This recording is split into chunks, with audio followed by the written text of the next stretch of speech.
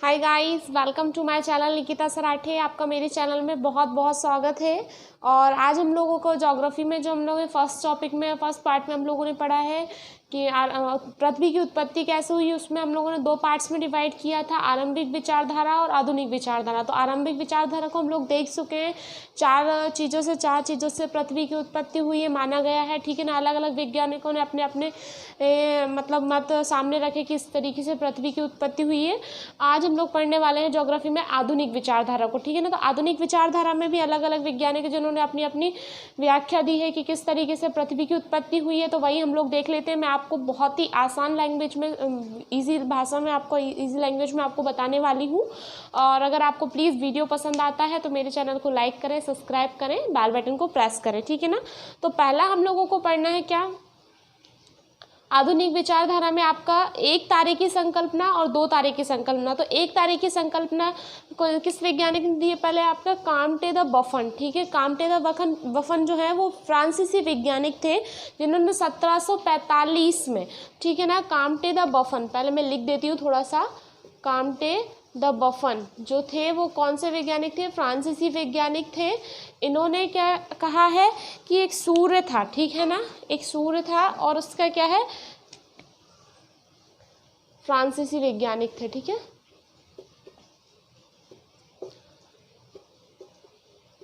इन्होंने ये कब परिकल्पना दी है, आपकी 1745 में, ठीक है। आपको नोट्स तैयार करते जाना है, मैं आपको समझाना है, मेरा फर्स्ट इम्पोर्टेंट है कि मैं आपको अच्छे से समझा दूं।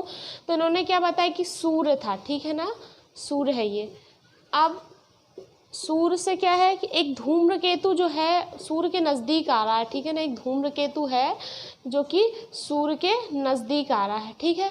तो जैसे जैसे ये सूर्य के नज़दीक आएगा, ठीक है ना, सूर्य में तो आकर्षण बल रहता ही है, तो जैसे वो उसको आकर्षित कर रहा है, तो सूर्य के नज़दीक जो धूम्रकेतु आ रहा है, तो ये जब धूम्रकेतु आकर सूर्य से टकरा जाएगा, ठीक है ना, सूर्य से धूम्रकेतु जब टकरा जाएगा तो इससे क्या हुआ कि सूर्य से कुछ टुकड़े टूटकर अलग हो गए, ठीक है ना। सूर्य से क्या हुआ, कुछ टुकड़े टूटकर अलग हो गए। तो जो टुकड़े टूटकर अलग हुए तो इससे क्या हुआ, जो मलबा बाहर निकला, ठीक है ना, इससे जो मलबा बाहर निकला तो उन्होंने क्या किया, ग्रह का रूप ले लिया, ठीक है ना। जो मलबा बाहर निकला उससे क्या हुआ, ग्रह का निर्माण हुआ। तो यह कॉन्सेप्ट किसका है, कांटे द बफन का। क्लियर हो गया। एक बार और आप लोग सुन लीजिए। सूर्य के पास धूम्रकेतु आ रहा था, ठीक है ना, एक धूम्रकेतु पास आ रहा था सूर्य के। तो आकर जब वो सूर्य से टकरा गया तो सूर्य से कुछ टुकड़े अलग हुए और उससे जो मलबा बाहर निकला उन्हीं से क्या है, ग्रहों का निर्माण हुआ। और वही ग्रह में से हमारी एक क्या पृथ्वी है, जिससे कि पृथ्वी की उत्पत्ति हुई है। क्लियर हुआ। तो कांटे द बफन का कॉन्सेप्ट आपका क्लियर हो गया। मेरा एक ही मकसद है कि आपको अच्छे से समझ में आ जाए, बिल्कुल आसान भाषा में आपको समझा रही हूँ, समझ में आ गया। नेक्स्ट हम लोग देख लेते हैं एक और हमारे कौन से वैज्ञानिक हैं, कांट, ठीक है, जर्मन वैज्ञानिक है। कांट ने क्या कहा है, इन्होंने निहारिका को अपना आधार माना है कि निहारिका से हमारी निहारिका की पृथ्वी की उत्पत्ति हुई है। कैसे, जर्मन वैज्ञानिक कौन है, कांट, ठीक है, कांट हैं जो कि एक जर्मन वैज्ञानिक हैं। इन्होंने 1755 में अपना व्याख्या की है कि पृथ्वी की उत्पत्ति कैसे हुई, 1755 में। इन्होंने क्या कहा है, निहारिका को अपना आधार माना। इन्होंने कहा क्या, निहारिका है तो निहारिका जो अपने अक्ष पर घूम रही है, ठीक है ना, निहारिका अपने अक्ष पर तेजी से घूम रही है। तो जब तेजी से निहारिका घूम रही है तो इसमें क्या होगी, ऊष्मा जनरेट होगी, ठीक है ना, एनर्जी प्रोड्यूस होगी। जब ये घूमती जा रही ऊष्मा जनरेट होगी तो इसमें क्या, आकर्षण बल बहुत तेज लगेगा। तो जब ये घूमती जा रही है तो क्या हो रहा है कि ऊष्मा जो जनरेट हो रही है तो इसमें क्या होगा, घूर्णन की वजह से, घूर्णन हो रहा है, घूर्णन की वजह से क्या होगा, अपकेंद्रीय बल अभिकेंद्रीय बल से ज़्यादा हो जाएगा, ठीक है ना। अपकेंद्रीय बल जो होता है वो अभिकेंद्रीय बल से क्या हो जाएगा, ज़्यादा हो जाएगा, अभिकेंद्रीय बल से ज़्यादा हो जाएगा। तो इससे क्या होगा, अभिकेंद्रीय बल से जब ज़्यादा अधिक हो गया तो निहारिका में से जो छल्ले निकले, अब निहारिका में से क्या हुआ, कुछ छल्ले निकलने लगे, ठीक है ना। जब ये बहुत तेज़ी से घूम रही है, स्पीड से बहुत तेज रोटेट हो रही है, ठीक है ना, तो इससे जैसे अपन भी अगर अपन किसी भी चीज़ को लेंगे, अगर बहुत तेज रोटेट करेंगे तो उससे टूटकर अलग हो जाएंगे पार्ट्स, ठीक है ना। तो ऐसे ही जब निहारिका बहुत तेज़ी से रोटेट कर रही है तो इसमें क्या अपकेंद्रीय बल अभिकेंद्रीय बल से ज़्यादा हो गया, इसमें से छल्ले निकले, तो छल्ले निकले वही क्या है, ग्रह का रूप बन गए, ठीक है ना, ग्रह का निर्माण हुआ उसी से, और जो बचा वो क्या रहा, सूर्य बन गया, ठीक है। तो कांट की व्याख्या क्या है कि निहारिका से, जब निहारिका रोटे बहुत तेज घूम रही थी, तेजी से जब ये घूमती गई तो इसमें क्या गुरुत्वाकर्षण बढ़ता गया, है ना, तो ये और तेज जब घूर्णन करने लगी तो देख क्या हुआ, अपकेंद्रीय बल अभिकेंद्रीय बल से ज़्यादा हुआ, तो इसमें से जो छल्ले निकले उसी से अपना ग्रह का निर्माण हुआ। तो ये कॉन्सेप्ट भी आपको बिल्कुल क्लियर हो गया ईजिली, बिल्कुल डिफिकल्ट नहीं है, आपको एक डायग्रामेटिकली समझना है हर एक कॉन्सेप्ट को, तो आपको पढ़ने में, अब आप बुक से पढ़ेंगे तो आपको बिल्कुल आसान लगेगा, ठीक है ना। नेक्स्ट हम लोग देख लेते हैं क्या लाप्लास की व्याख्या। तो लाप्लास ने भी क्या निहारिका को ही आधार माना है। लाप्लास का कहना क्या था अपना, लाप्लास की निहारिका परिकल्पना, लिखते जाइएगा, नोट्स जरूर बनाना है, नोट्स बनाएंगे जब भी चीज़ें याद रहेंगी, ठीक है ना। लाप्लास की निहारिका परिकल्पना,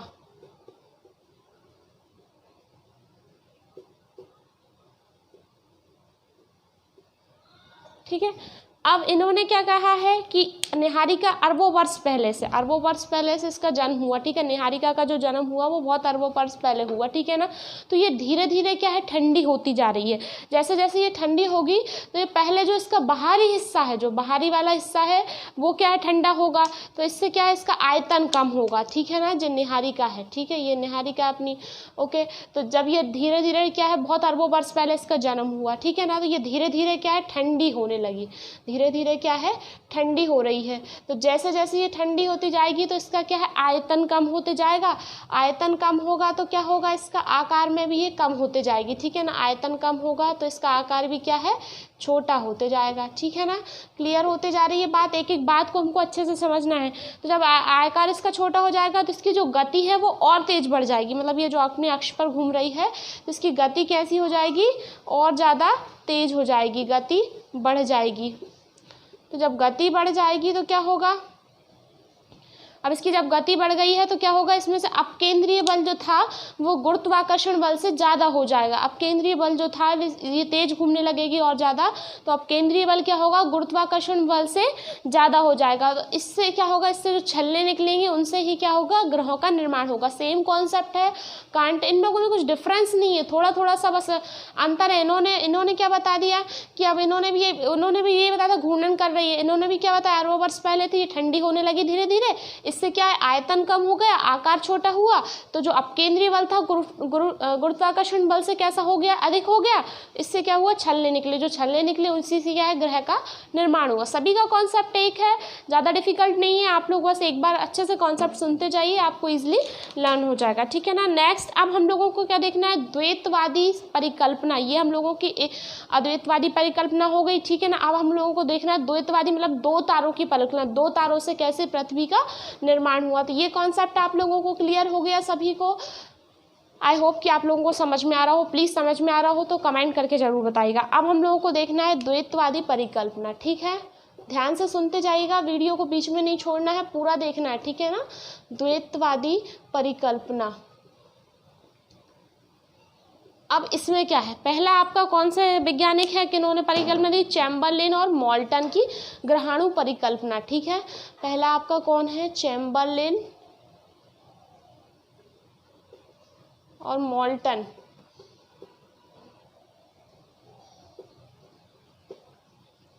मोल्टन की ग्रहाणु परिकल्पना,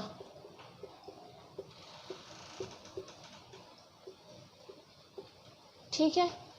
अब इन्होंने क्या, दो तारे को माना है, ठीक है ना। इन्होंने क्या कहा है कि एक तो क्या अपना सूर्य था, ठीक है, एक तो अपना क्या है, सूर्य है, ये अपना सूर्य हो गया। क्लियर आ रही है बात समझ में, ये अपना सूर्य हो गया। अब इसके पास एक और तारा था, इसका साथी तारा, ठीक है ना, एक और तारा अपन ने मान लिया क्या, इसका साथी तारा, ठीक है। तो ये क्या है, जब साथी तारा इसके नज़दीक आते जा रहा था, ठीक है ना, इसके जब जैसे जैसे ये इसके पास आते गया, सूर्य इससे मतलब क्या है, संपर्क में आते गया, तो जब जैसे जैसे संपर्क में आया, इसके सूर्य के पास अपना गुरुत्वाकर्षण बल तो होता ही है, तो वो चीज़ों को अट्रैक्ट करता है, ठीक है ना। तो जैसे जैसे ये साथी तारा इसके नज़दीक आता गया। तो इससे क्या हुआ, जब इससे टकरा गया तो इससे क्या हुआ, इससे कुछ पार्ट्स, इसके टुकड़े निकल कर बाहर आ गए।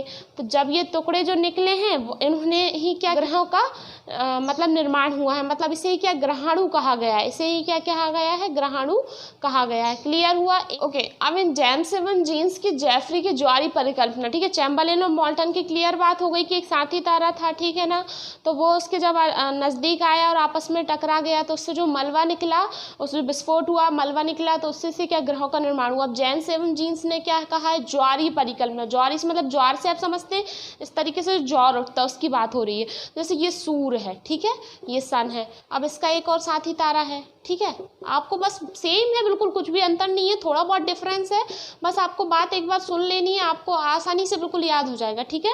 तो ये सूर्य है, ये तारा है, ठीक है, तो ये जब इसके नज़दीक आ रहा है, ठीक है, ये इसके पास जब आ रहा है तो इससे क्या होगा, सूर्य में जो आकर्षण मतलब सूर्य में जो खिंचाव होता है, सूर्य से मतलब जो आसपास की चीज़ों को जो अट्रैक्ट करता है, तो इससे क्या हो रहा है कि ये एक ऐसा शेप ले लेगा ज्वार के रूप में, ठीक है, ऐसा एक शेप हो गया उसमें।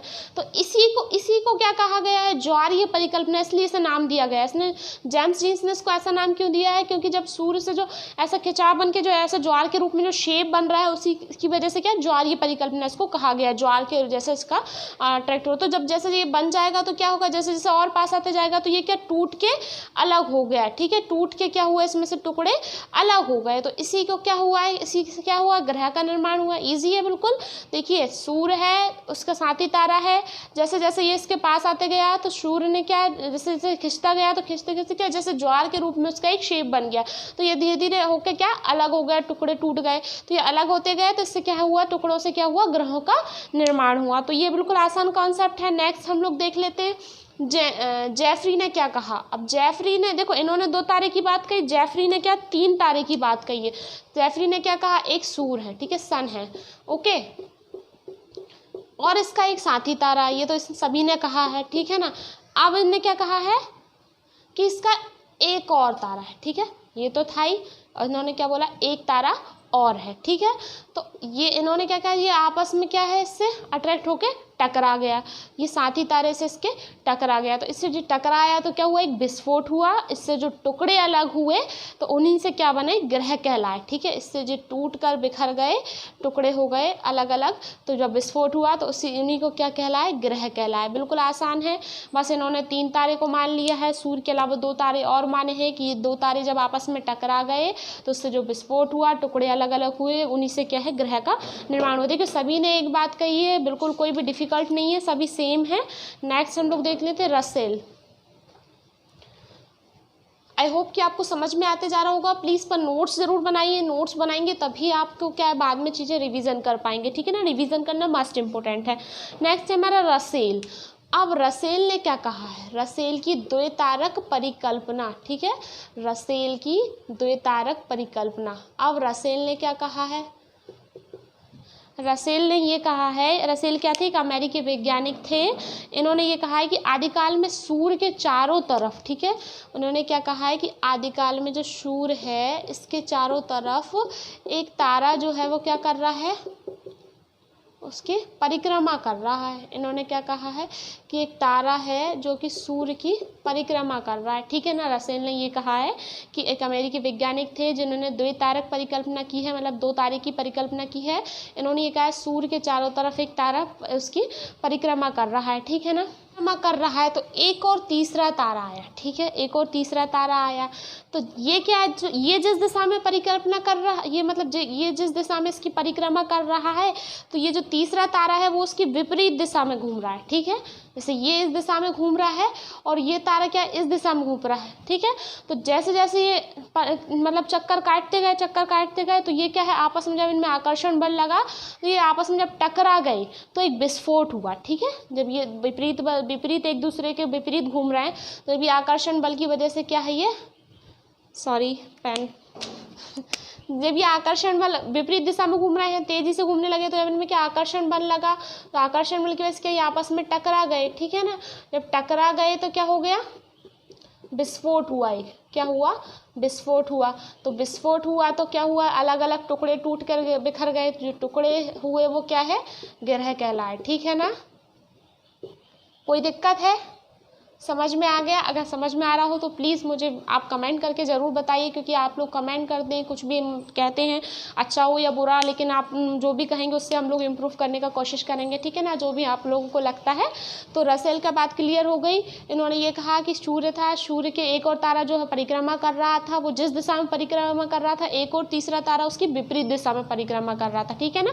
तो ये दोनों परिक्रमा जब कर रहे थे, इनमें आकर्षण बल लगा एक दूसरे के। जब ये नज़दीक आए तो क्या टकरा गए, तो विस्फोट हुआ, जिससे टूटकर जो टुकड़े हुए उन्हीं से क्या हुआ, ग्रहों का निर्माण हुआ। नेक्स्ट हम लोग एक और बचा है, एक और देख लेते हैं, 2 अभी और रह गए हैं, लेकिन आई होप कि आपको समझ में आता जा रहा होगा, क्योंकि बिल्कुल आसान लैंग्वेज में आपको समझा रही हूँ। नेक्स्ट है हमारा फ्रेड होयल एवं लिटिलटन। फ्रेड होयल एवं लिटिलटन।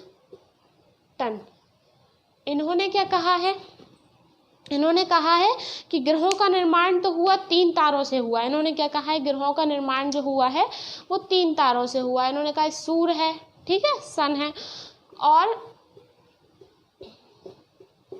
इन्होंने 3 तारे को माना है, ठीक है ना। मतलब सेम है बिल्कुल, जैसा कि रसेल ने कहा है बिल्कुल वैसा ही है, लेकिन इनका ये क्या है, उन्होंने क्या 2 तारक माना था, 2 तारे को आधार माना था कि 2 तारे आपस में एक दूसरे की परिक्रमा कर रहे थे, आकर्षण में आए तो टकरा गए, ठीक है। इन्होंने क्या कहा, सूर्य है और ये 2 तारे हैं, ठीक है। तो ये 2 तारे आपस में टकरा गए, तीसरा तारा आकर उससे टकरा गया, और जिससे ये टुकड़े हुए उससे क्या हुआ कि टुकड़े हुए, उसी से क्या ग्रहों का निर्माण हुआ। देखिए सभी में एक सी बात कही गई है, बिल्कुल भी डिफरेंस, थोड़ा सा डिफरेंस है। बस इन्होंने क्या कहा है कि तीसरे तारे की परिकल्पना, तीसरे तारे को माना है कि ये तीसरे तारा साथी तारे से टकरा गया, ठीक है ना। उन्होंने क्या कहा था, उनकी बस इतना था कि वो दोनों एक दूसरे की विपरीत दिशा में जब परिक्रमा कर रहे थे तो उससे टकरा गए, ठीक है ना। इन्होंने कहा ये इसके अट्रैक्शन में आ गया और टकराया, तो इससे जो विस्फोट हुआ उससे क्या हुआ, ग्रहों का निर्माण हुआ, ठीक है। लास्ट हमारा एक और क्या बचा है, देखिए सभी की बात सेम है, जरा सा डिफरेंस है। तो आर्टोसिमिड की परिकल्पना, लास्ट है हमारा आर्टोसिमिड की परिकल्पना, ठीक है। आर्टोसिमिड की परिकल्पना।